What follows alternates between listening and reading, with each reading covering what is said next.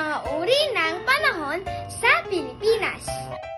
Alam niyo ba na ang panahon o kalagayan ng panahon ay ang paglalarawan sa kalagayan at katangiang pangkalikasan sa labas ng tahanan, gusali o anumang tirahan ng tao, hayop, halaman at iba pang mga nilalang.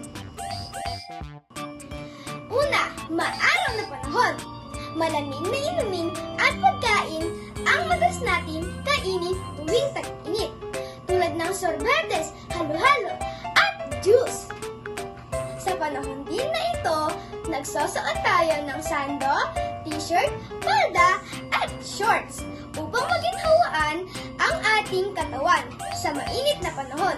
Kaya mag-swimming tayo! Yay! Yay! Swimming! Pangalawa, maulan na panahon.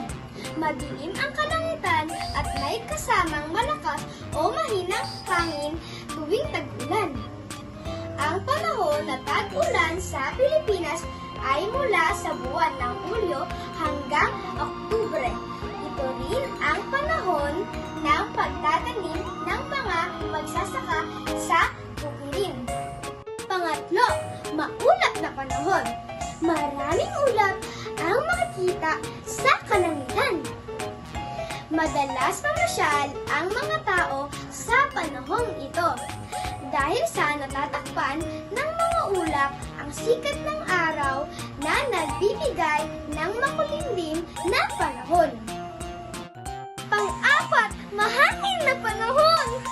Malakas ang ihip ng hangin sa mahangin na panahon. Napapagalaw ng hangin ang iba't ibang bagay tulad ng mga tuyong dahon, sanga ng halaman o puno at saranggola. Ang huli, ang mabagyong panahon. Talaga dito, madilim ang kalangitan.